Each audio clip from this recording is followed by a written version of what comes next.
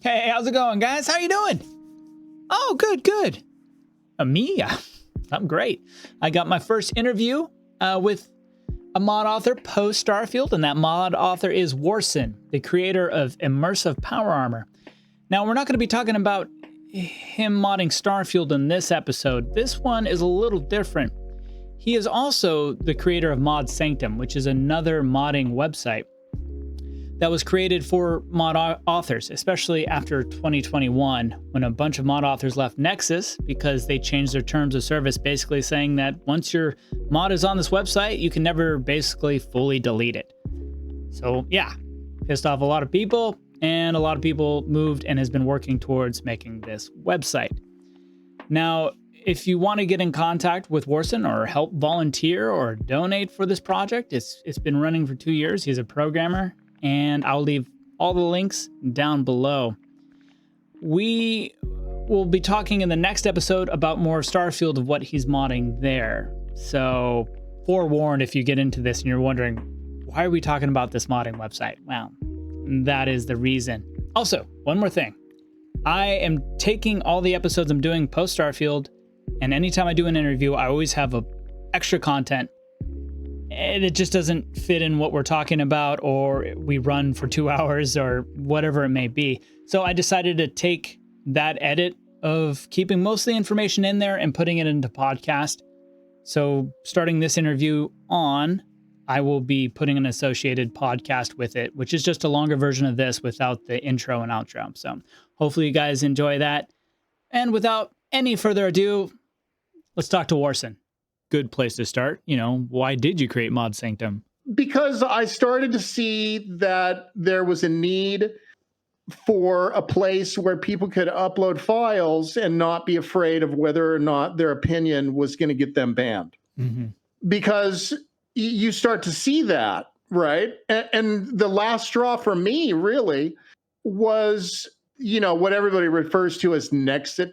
2 Nexit. Years ago, the great Nexus, 2 years ago when they announced all of their policy changes and everybody freaked out and tons of people pulled their mods. Believe it or not, one of the questions on your list was what I think about collections.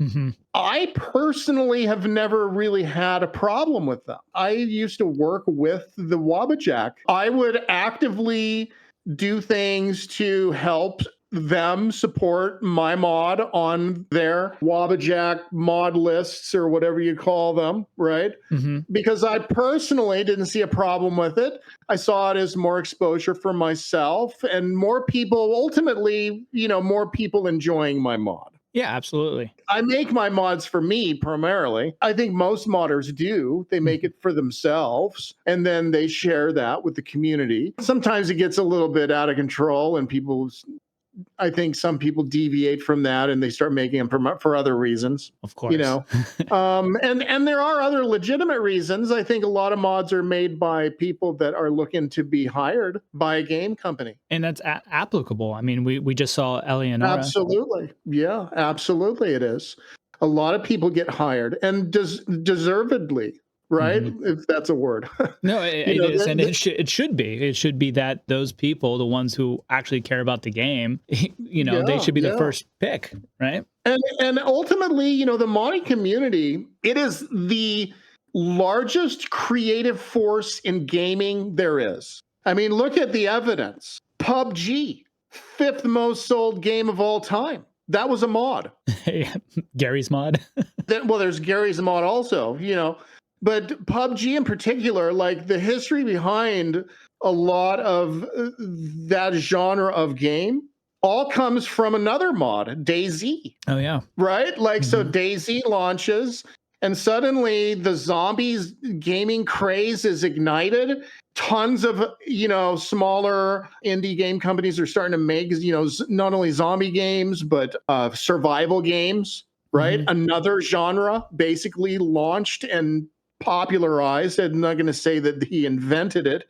There were other, mods out and things out that were happening in that scene, but DayZ popularized it enough to where suddenly the AAA companies are coming out with what? Survival mechanics. Right. Rust. And, yeah. You know, and zombie themed games, right? Mhm. And then what happened? Somebody took Daisy the mod. They said, "You know what? Let's get rid of all the zombies and have everybody parachute down." Battle Royale, baby. I mean, that's PUBG. That is PUBG basically. You know, Player Unknown was a modder.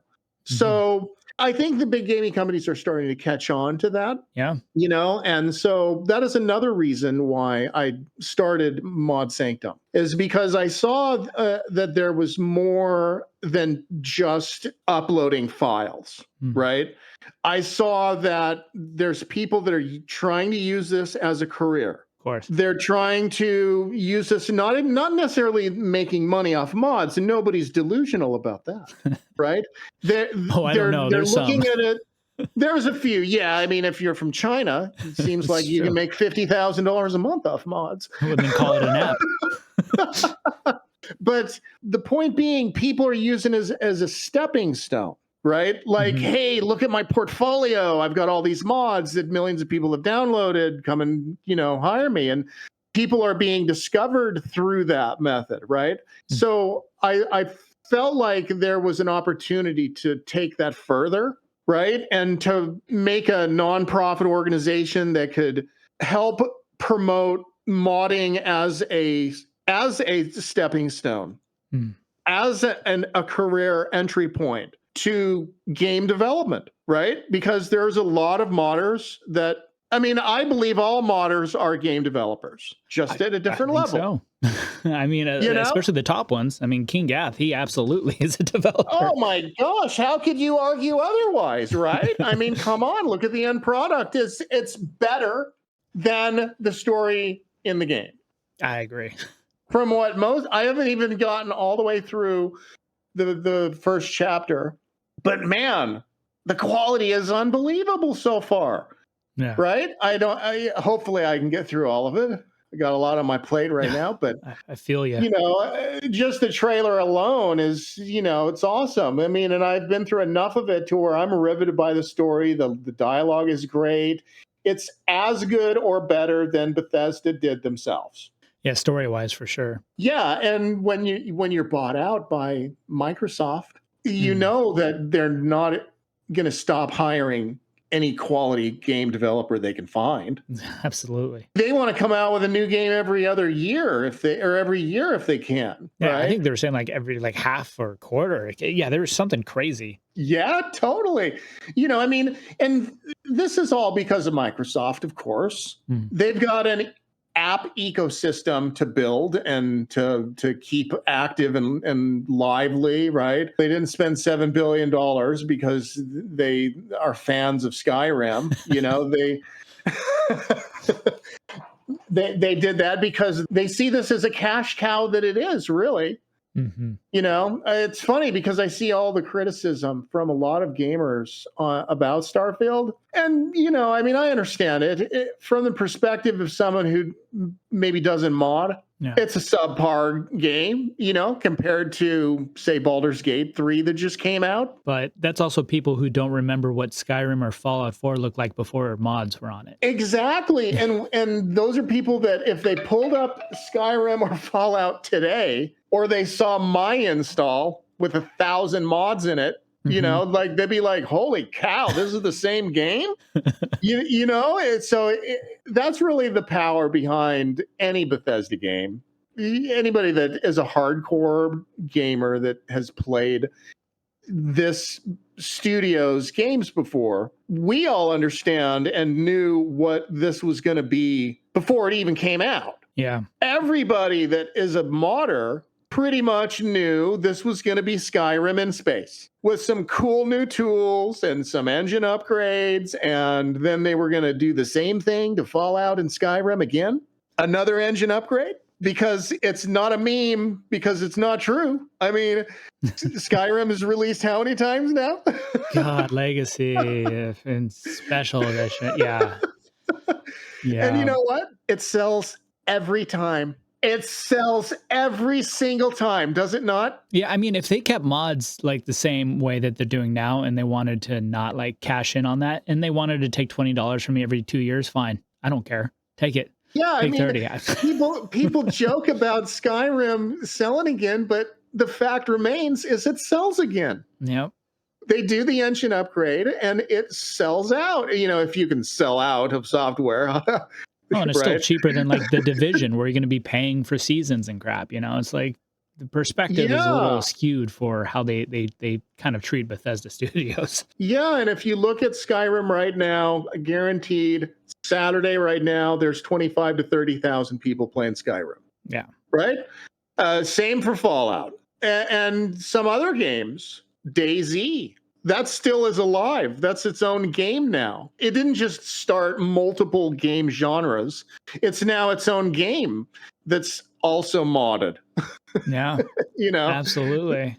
And that's it, because you can't just hire that many resources when you have everybody out there who wants to create something. Someone picks it up and does it. I mean, that's someone getting paid $60,000 to $100,000 a year to do what that guy just did in a mod. You can't keep up with that. Yeah, and that's why I say that the modding community is really the biggest creative force because they're the ones not getting paid and they know it. Right? And so all the experimenting and all of the playful mods and the crazy things and the things that, you know, the developers aren't thinking about because they're singularly focused on their task and they're compartmentalized into oblivion, no pun intended. Do you want to give a brief description of what Mod Sanctum is for those who don't know? Yeah, sure. So Mod Sanctum is a modding site and community site built by modders for modders. I like to put it that way because it was born out of the need for something else. Tons of people have been complaining about not having an alternative to Nexus. Right. And I'm not under any delusion that we're going to put them out of business. You know, that's not going to happen. Okay. But we will provide an alternative for people that are more inclined to want control over their mod. Yeah. There's a lot of people that have put a lot of time and energy into their project. They don't like the idea of uploading it to the site, you know, and not being able to delete it because in the end, you know, who owns it if you can't delete it? Yeah. You know what I mean? There's some mods I will probably still put on Nexus myself, things that I didn't put a lot of work into and I don't really care. And so, hey, here you go. Maybe I feel like it'll help the community as a whole more. Right. Tools. But anything significant that I put a lot of time into that I just don't want to lose control over, then it's definitely going to be going on, you know, Mod Sanctum. And so that's what it is in essence, is it's a mod upload website. But because of my own personal underlying goals, which are to help promote modders, right? Like I want to help modders get more exposure and more attention so they can fulfill whatever goal they're using modding for. And if that is to get a job with a big company, then I want to facilitate that. And so one of the big ways that we're different than any other modding website is on Nexus, when you upload a file, you can put other modders in there, their name, but if you notice, there's no link. It's just text, right? Like, so there's the uploader and then there's text for the other people that may have been involved, or maybe they're listed on the description somewhere. Right. Like the thanks to and appreciate using these assets, that kind of thing. Yeah. What I'm developing is when you upload a mod, you attach anyone that's a member of the site that helped, you can attach them to the mod as a contributor. And so then when we do all the point allocations and the gamification and, you know, badges, because there's a lot of achievements and rewards and all kinds of cool stuff that we're doing on the site. I wanted everybody to be able to rank up, even if you just wrote a script for a mod. That mod author puts you on there, lists you as a script writer, boom. Now you're getting points for the activity that mod produces. And so the idea is keeping track of all this data and people are ranking up and earning achievements and unlocking badges and all that stuff. At some point, you'll be able to go and say, hey, look at all of the things that this person has contributed on, creating textures or doing this or doing that, right? Maybe it's a voiceover. So like CCC for modders, kind of in a way. Yeah, it's like, I mean, it's just a way to say, hey, you know, here's the uploader. He's the person that uploaded it, and he's the author, potentially, especially if he's the only one listed on it. But maybe there's 15 other people that also contributed. And so from a programmatic standpoint, I wanted to have connections made between mods and all the people that contributed on the mods. That way,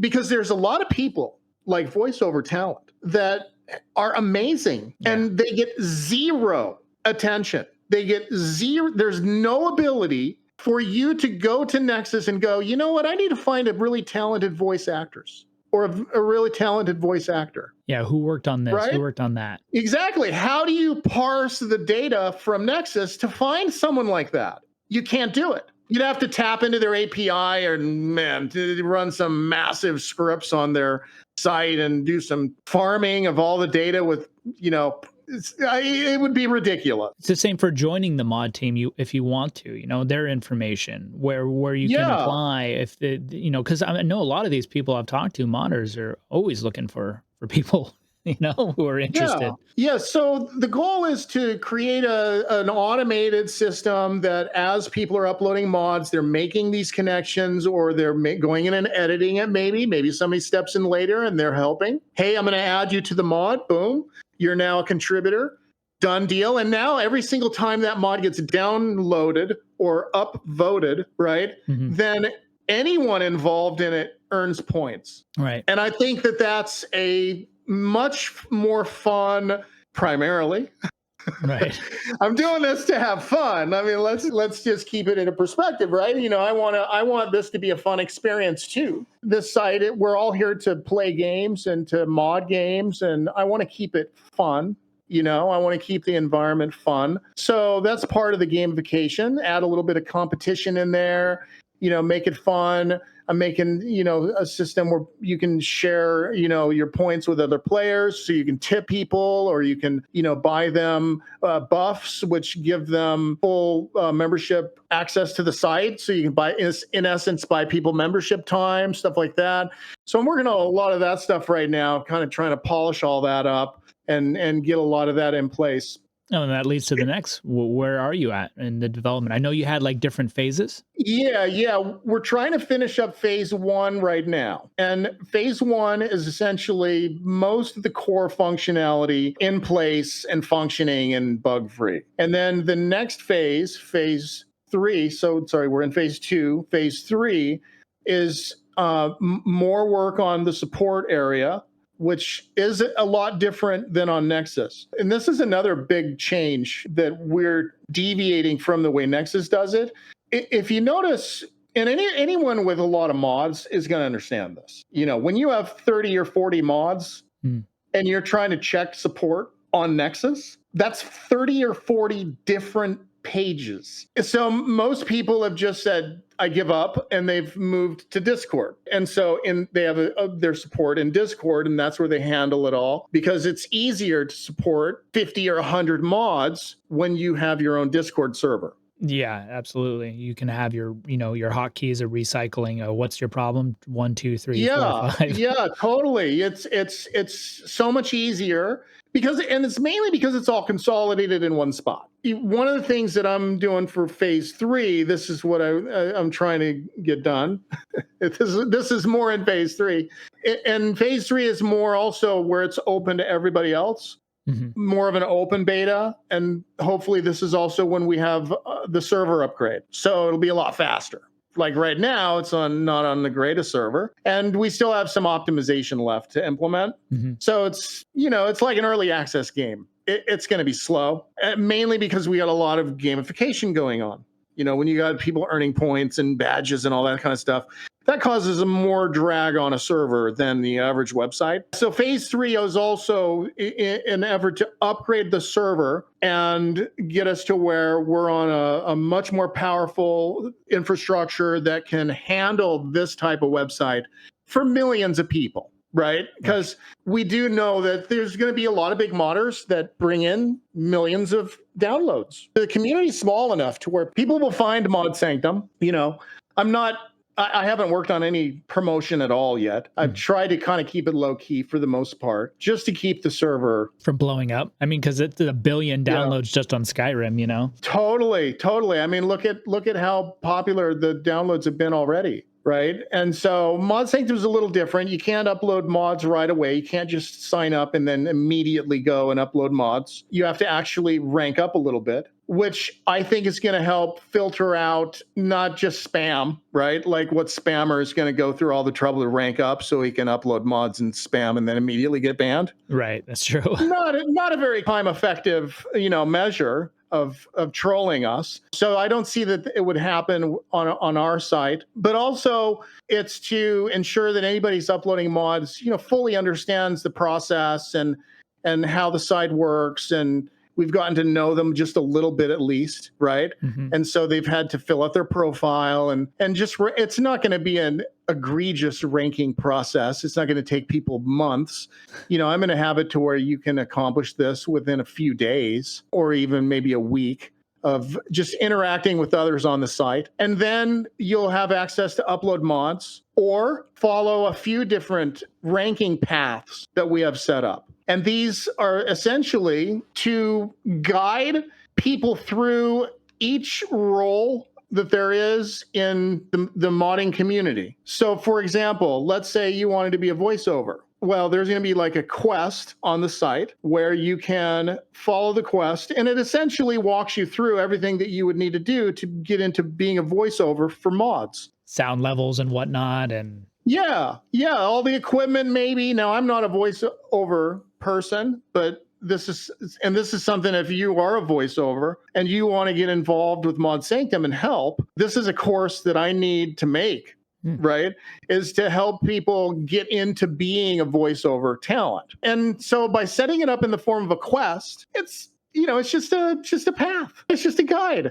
That's just guiding you through the process. And so it's going to involve, mostly watching a video series on Mod Sanctum. And I'm building a whole section of the site that is a big app that delivers videos in the form of courses, similar to lynda.com, where you can go there and you can pull up a course and it's got topics and lessons and everything's organized and everything in there. Right now, we've got KingGath's video series on there. So that's one of them that we're going to be launching with. We got the permission of KingGath. Yeah, it's one of the best series out there, right? But we're going to expand on that, and we're going to chop up these videos into like little 5-minute portions. So you can search the database easier to go directly to the things that you want to learn. And so the video learning center, I'm hoping is going to be really, really popular because we're going to try to consolidate all the videos that you would have found on YouTube or that other authors make, and we invite them to come and upload them on Mod Sanctum. Now, you upload them to YouTube and then post them on Mod Sanctum, right? But when you do it, you are creating really organized courses on the website that will be much easier to follow, right? And hopefully, if done right, I want it to be where you can actually, when you're uploading a course, you can pull videos from other people's courses that they have made to create your course. So maybe you only need to add, let's say you're making a course on how to make a spaceship mod.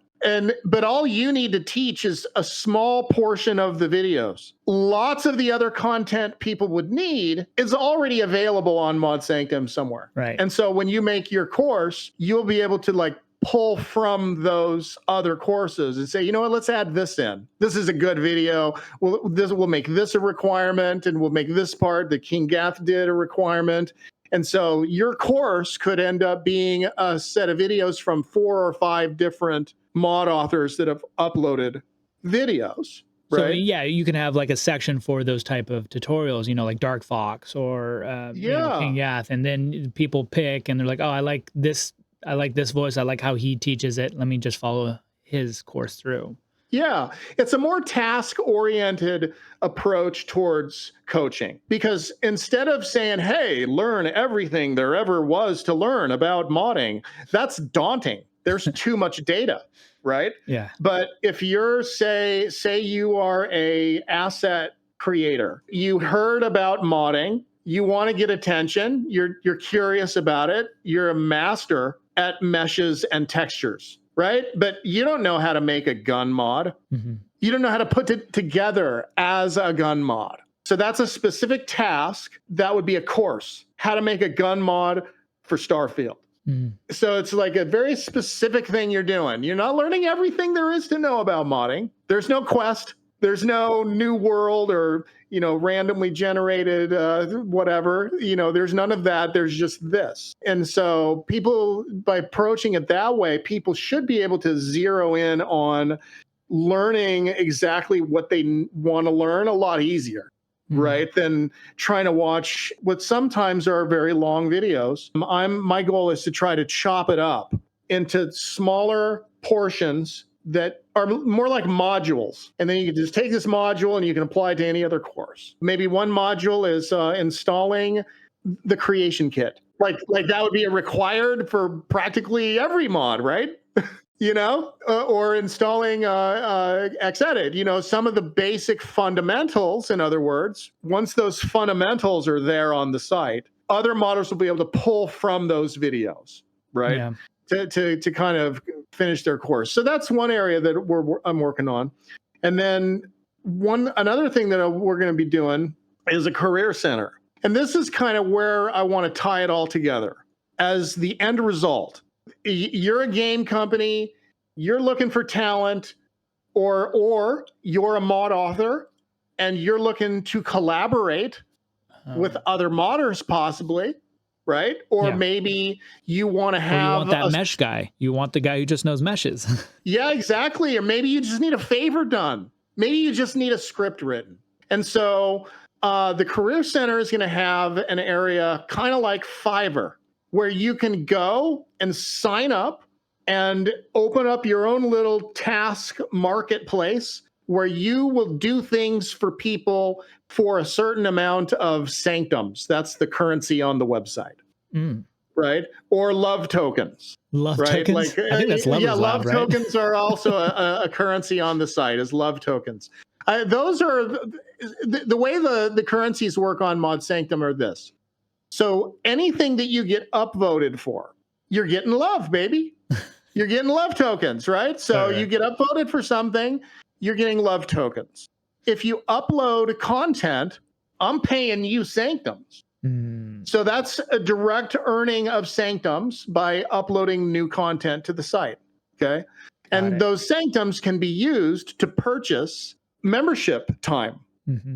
So if you're contributing and uploading content and earning sanctums, then or earning a lot of love tokens that you can then convert into sanctums. Okay. So there's a conversion utility on the site. Once you get love tokens, you can convert them into either sanctums or experience. So you can use it to rank up, or maybe you don't care about that. Maybe you want to buy, a membership buff to give you a full membership where you don't see the ads or the pop-up or any of that kind of stuff. Right? There's a way for people that are contributing to earn all of the full features of the site without paying anything. And I wanted to do that because I feel like the people that are uploading the content, they're the ones that are helping the site, right? Absolutely. And I can't pay them in USD yet. Eventually we'll do some kind of payout thing when we stabilize and we're earning money and we know how much we can pay out. There may be something we can do. But in the meantime, this is how we can make it easier for modders that maybe don't have a job or they just don't want to pay. Who knows? Whatever. But if you're uploading content and you have a mod, you won't really have to pay, right? You'll be able to just buy these buffs, or if you're a popular modder on Nexus, you only need to just link me your profile, and I'll give people a veteran mod author badge, and that'll allow them to immediately start uploading mods as well. So there are people that, just don't want to do the whole ranking up thing, and that's fine. Just show me that, you've done some work before. If you link us your Nexus page and you've got a bunch of mods on there, we'll give you a veteran mod author badge. And then you can immediately start uploading mods and do your thing, right? But each path, right? Like I talked about the voiceover thing, right? Where if people want to be a voiceover, there's a quest for it. I've done a whole bunch of them. I did one for creator, and so there's going to be a quest how to be a content creator in general. This is someone who's just participating in mods. They're making scripts, they're making assets, meshes, stuff like that. They haven't uploaded their own mod. Maybe they don't care about doing that, but they work on projects. There's a path for them. YouTubers are a very important part of the modding ecosystem. Sure. Juicehead has brought so much attention to a lot of mods, kind of where I came from in this, of getting a little closer to the actual mod authors. Yeah, absolutely. So what I want to do on Mod Sanctum is there's a whole spotlight area. So when you unlock the YouTuber rank, you will be able to upload spotlights to Mod Sanctum that will show front and center in a special area that's just spotlights of YouTubers, right? And so essentially it's an all consolidated area where they can get even more attention. Of course, they're still uploading it to YouTube.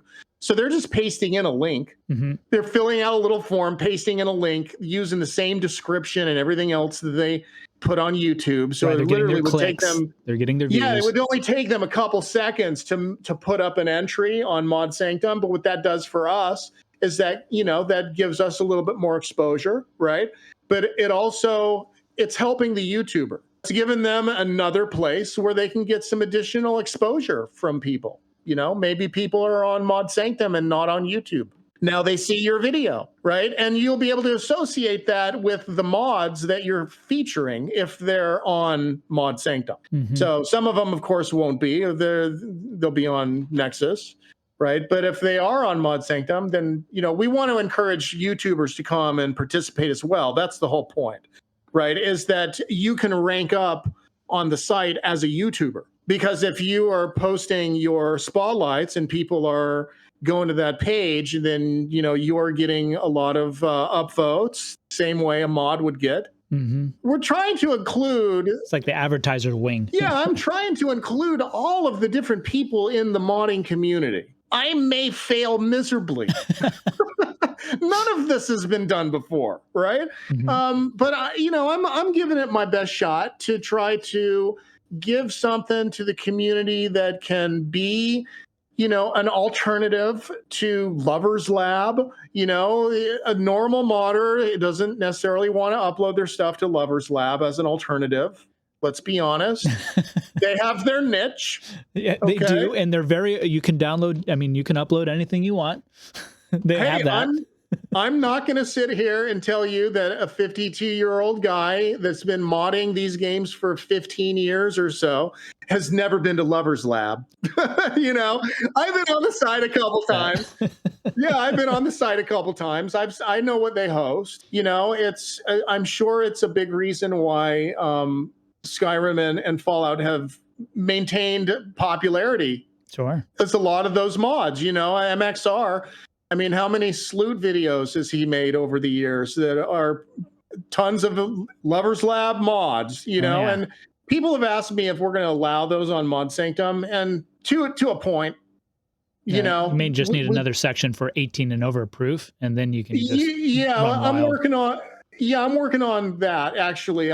We've got a button on there that you can filter out all of the NSFW mods. I would like to eventually hook this up to AI and automate it, because you can actually automatically detect any boob shots and just NSFW them. Because I do believe in keeping it kind of clean.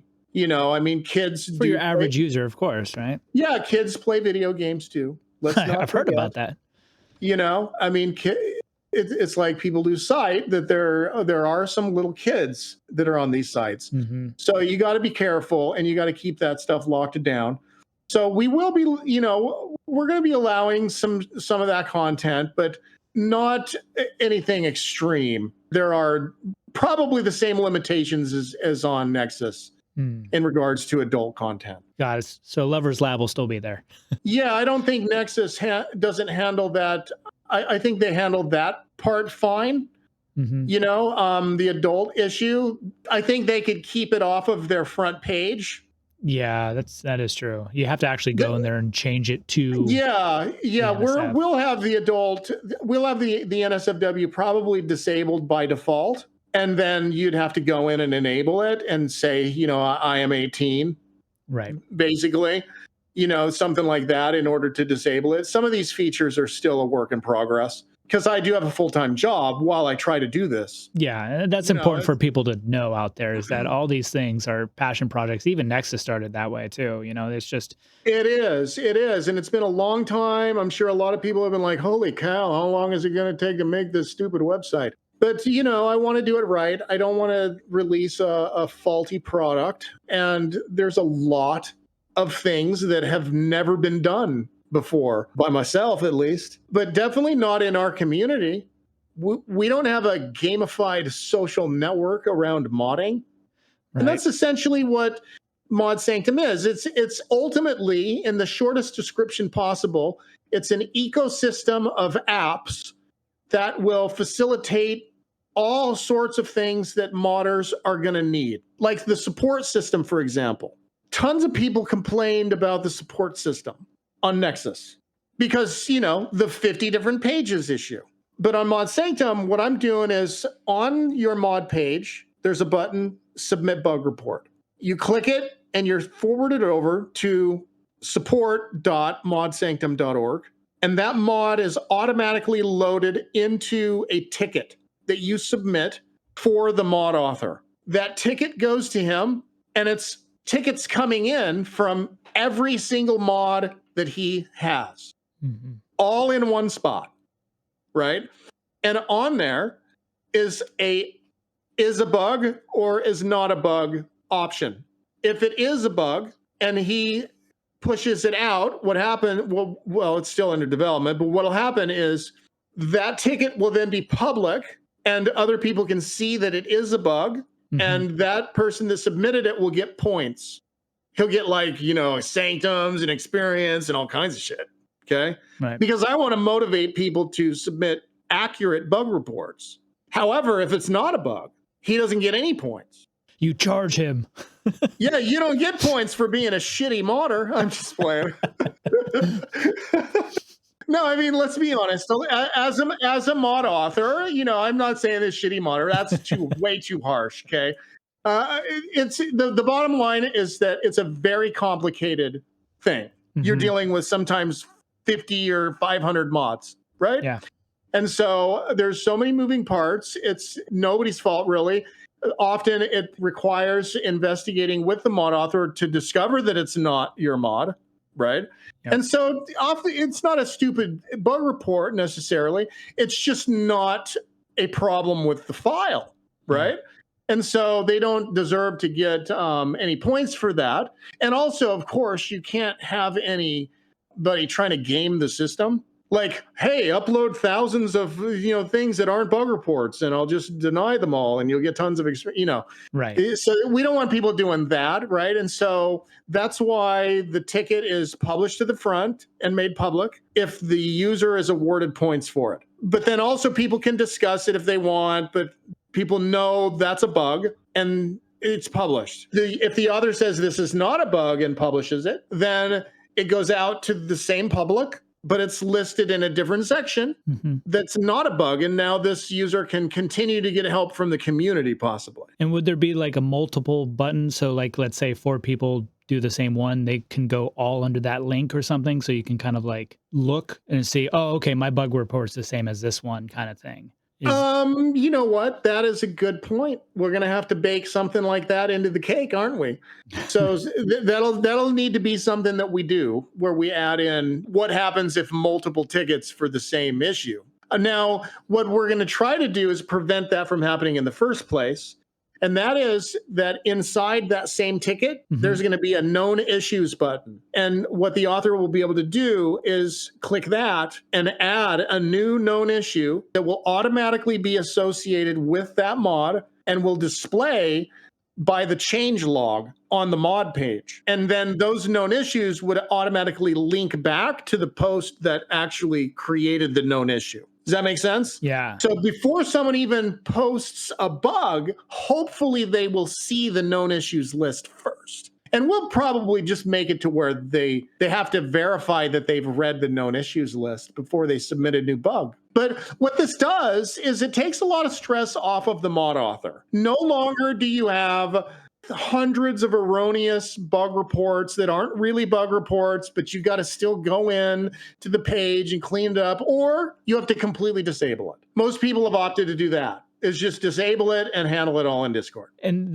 that's like, work with sim settlements when it's just such a big thing that we have people that are on the forums that just kind of comb through and pick up like ones that seem legitimate, and then they'll bring it to in-house testers, just because you can't keep up with Nexus, you can't keep up even with Discord. Just to have the amount of people to siphon through so much garbage, I like the idea of having almost a class for people before they even bug report. Having some framework of how you say something's wrong correctly. You got to give information that can be helpful. You just saying, "Oh, it crashes here." What the hell does that mean? This is all part of the player quest line. I call these career ranks. Okay, this is what I personally call them. I haven't found a better name. If anybody has a better name, hey, shoot it out there to me. But the career ranks are essentially, each one has 4 total ranks in it. The first rank is like everybody is just natively part of them. Everybody's rank 0, basically. And then the first, second, and third ranks are basically, the first rank is where it unlocks the ability to do certain things on the site related to that career. So if you unlock the author career rank, that is going to unlock the ability to upload mods. If you unlock the player career rank, that's going to unlock the ability to upload bug reports. But in order to do that, you have to do a quest. And part of that quest is actually to watch the tutorial videos on bug reporting. Which will outline things to check, things to look out for, how to properly submit it, right? All those things, And so by the time I'm done, I'm hoping to have the site set up in such a way to where you literally can't do it wrong, right? Like you're kind of ushered in with tutorials. In order to do things on the site, you go through a process where you're learning how to do it first, because there's a lot involved. There's earning points along the way. There's the ability to tip other modders eventually. I've got it on there now on the mod pages. You can actually tip sanctums to your favorite modder. So I want the tutorial videos are dual purpose, right? One is to teach people how to do it right, but also to ensure that people know all the features that are available to them on the website. The shortest way to do it, little tips and tricks, stuff like that. It'll just make people's lives a little bit easier on a site that's fairly complicated. If you look at Nexus, it's pretty complicated, actually. When you start reverse engineering what Nexus has done and you start diving into all of the features that are on that site, it may seem simple on the surface, but there's actually a lot going on there. Oh, collections alone is insane. Yeah. Yeah, not just the collections, though. Look at like collecting all the statistical data and showing the users all their stats, right? On the downloads. When you look into the tags. Use uploads. Yeah, tags are all user generated. Like there's actually a lot going on that site. The automatic downloads, that's actually one of our first goals, believe it or not. Mod Sanctum's number one goal, my number one goal, right now is, well, to finish the site primarily, but a site is almost never done. You get to a launchable state and then you keep improving it forever. Yeah, I mean, Nexus is, of course, improving too, and Lover's Lab. It's just never ending, especially with the tools of AI tools that can possibly come to help. Yeah. But one of the first things that we will be doing is going to be the one-click downloads, automatic downloads. That's been, honestly, that's been their advantage. It's a way to get people into modding. That's been their advantage for a long time. And I think it's about time that somebody's able to also have that advantage. Yeah. And I've reached out to Mod Organizer guys. I understand that it's a open source project. I don't want to do a fork. I would rather us participate in a more active role and create a plugin for Mod Organizer 2 that implements that for Mod Sanctum. So that's what we're going to be working on, is that. And we're also going to be working on trying to do something for multiplayer games. It's why we brought DayZ over and that crowd. If you notice in our channel, we've got a lot of DayZ players. And those all come from ZedMag. He's an old friend of mine from the DayZ days. The DayZ days. When we used to mod DayZ. Yeah, the DayZ days. When we used to mod DayZ. And so I felt like DayZ was a perfect mod to try to develop a modding plugin, possibly for Mod Organizer, that can allow you to load into a server, right? Imagine in Mod Organizer 2, another tab that lets you launch your game into a server. And that server would go, hey, what mods are you running? Oh, these are the mods. Go here, download them all first. Boom, now you're loading in. Right, that's how DayZ works. If you've ever played the game, yeah, it's been a while. When you go to load in, it detects the mods that you need and it just loads them. Very simple. Now, some people, could you imagine that in the Bethesda community? People would freak. Yeah. Well, they did. I've talked to a lot of mod authors who are, some are just like you about collections and whatnot. They're like, yeah, of course, completely natural. And others are like, no, I don't want people meshing my stuff up without any permissions, or just like even if they had my permission, I don't want them to touch it. I don't want them to be part of collection. So I mean, you got the range. Yeah. Now let me be very clear about Mod Sanctum's stance on collections. We do not believe in pigeonholing or forcing anybody into participating into some sort of collections thing. I believe that Nexus Mods handled that bad. What they should have done, and I know that you can totally do this from a programmer standpoint. I mean, I am a programmer. I know what I can do. And you can you can basically disable that part of the API for people based on a setting they choose in their account. Now, if it was a mod that is already in a collection, I can understand that you're not allowed to turn it off, maybe, right?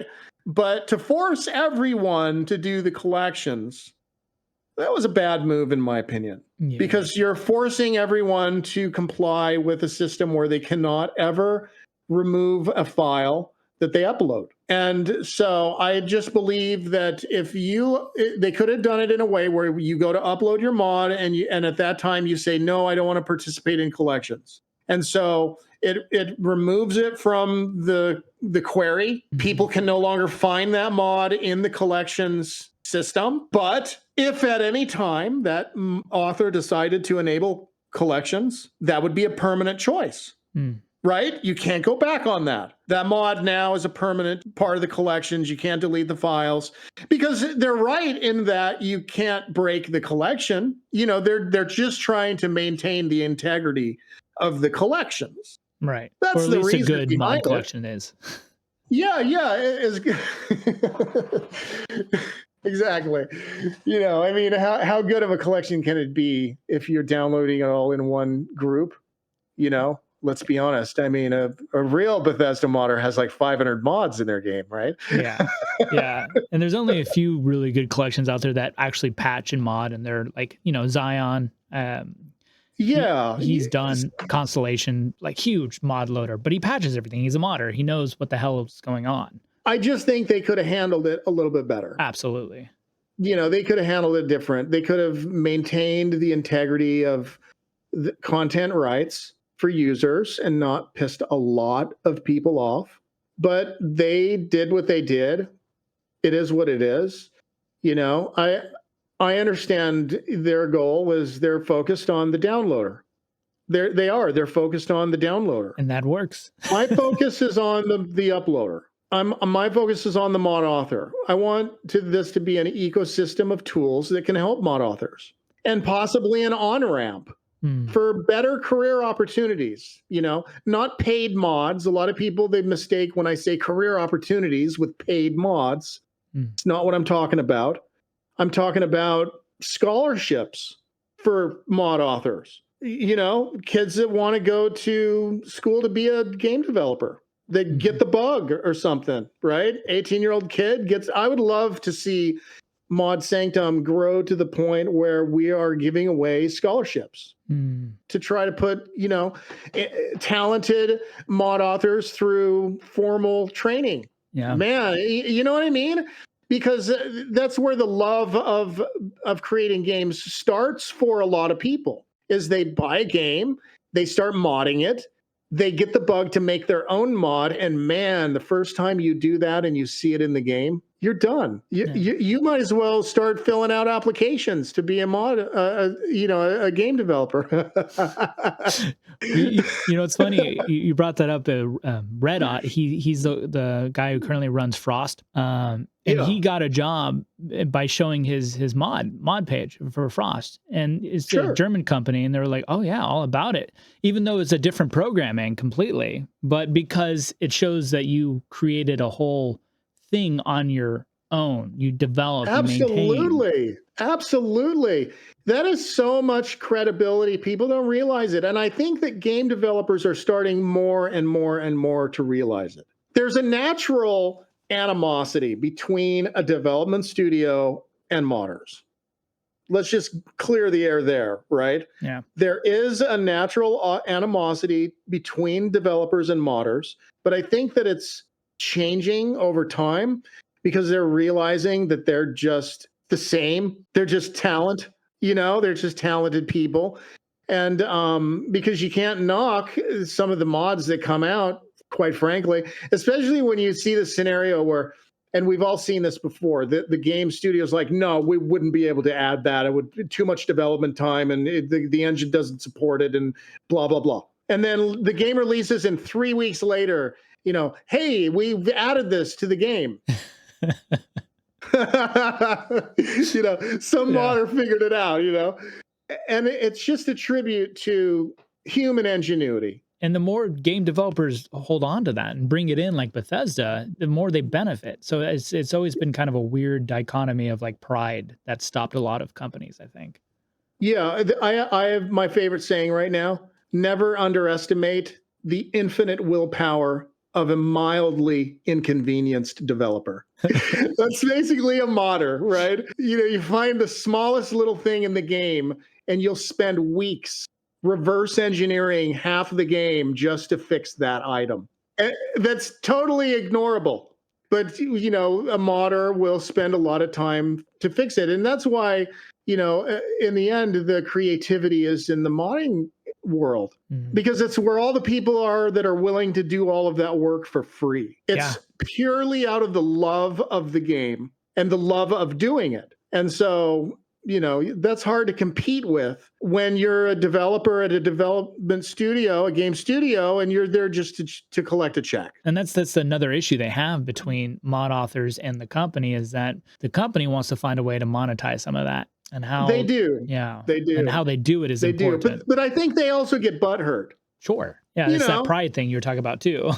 Yeah. What do you mean you're going to do? You mean that my game is not a masterpiece of perfection? What do you mean you need to change it? I'm sure you have that attitude a little bit, right, from some studios, you know, but I think that they're maturing to the fact that modders and the modding community are a massive source of income for them. So if they embrace it, and it's also a massive source of talent for them, right?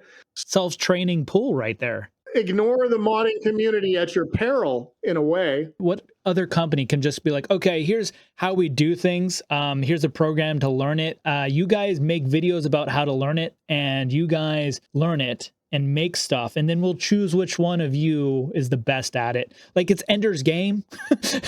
Yeah. Like what company can actually do that? What other field is there that opportunity? Well, here's an interesting story for you. They did a study. They took 1,000 people and they took a massive jar of jelly beans and they asked 1,000 people how many jelly beans are in the jar. No one was even close. However, if you took all of their answers, added them all up, and divided by 1,000, you were within 5 jelly beans of the answer. Isn't that fascinating? So collectively, we have the answer to a lot of problems. It's just a matter of aggregating that into something that's productive. I wonder why they chose 1,000. What fractional equation did they use? Oh, I'm not even sure if it was exactly 1,000. Right. It was an amount, right? But the premise is the same, right? They took a certain amount of people, asked them all that question, and no one was right on their own. But somehow it's like we are collectively the most powerful brain in the world. And we really are. I mean, look at the free market.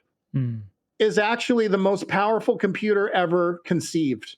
It's able to calculate the cost of goods across the entire planet in real time. Yeah. You would never have any computer that could possibly do that. Well, yeah, but you can also get into manipulation of the market. But yeah, that's sure. But ultimately, you know, the free market is it's a judgment on what things are worth. Mm-hmm. And so, but that's driven by human power. It's crowdsourcing. It's the old adage: 2 heads are better than one. And so, when you present a gaming problem to a community of game developers, of course, they're going to do better than a small little office that developed the game, right? So you can't fault the game developers. They're just one small team versus millions of people that are playing their game possibly and tinkering with it. You know, it's a perspective too, because they're looking at it as a puzzle to fix. The other ones are looking for, how do I fix this on time to make deadlines? You know, there's a different mentality that goes behind modding opposed to the paycheck. Exactly. You have a set of tasks that you have been assigned to do that fills your day, right? Is creating this cohesive experience in the end. The modding community, they're the ones that are going to do the wacky stuff, you know, and create a gun that launches babies. God, what was that video? Well, it was a Fallout 4 mod. Somebody switched out the ammo from the nuke launcher with the baby model. So from the first person perspective, you'd shoot the gun and this baby is launching out of their Did it have the sound effect of wah, wah? No, I think it cried. I think it was like wah. I can't remember that part. But yeah, I mean, you know, the developers aren't going to make that. Yeah. But that's why I love the modding community, really. You know, I love modded games because ultimately I've kind of lost confidence and faith in AAA games. You know, they're just rehashing the same stuff over and over again with a little bit better graphics and, you know, a little bit better this. Ooh, it's got DLSS 3.5. Yeah. You know, it's like, show me something new and creative. And so this is what's drawn me to Bethesda's games. Is the creativity and the fun is not in the hands of the developer anymore. It's in the hands of the community. And it's in your own hands in the mods that you choose to install. Yeah. Because some of them change the game so much that you're custom tailoring your experience. I'm more interested in that, quite honestly, anymore. Hey, thank you guys so much for watching to the end. It really helps out the algorithm. I appreciate it. And if you enjoyed it, please give me a thumbs up. It lets me know that, hey, someone's interested in this stuff besides me. I'm really banking on that, actually. So hopefully you guys did enjoy it. And if you have any mod authors you want me to talk to, any suggestions for questions, anything you want to see, or your thoughts in general, go ahead and leave it down below. And also, don't forget to check out Worsin at Mod Sanctum. If you have the skills or you want to contribute in some way, please go check that out. I think it's a great thing and a great idea that he is doing there. And next week, we will be talking to more mod authors about what they're thinking about Starfield. So, as always, guys, stay safe and mod reckless.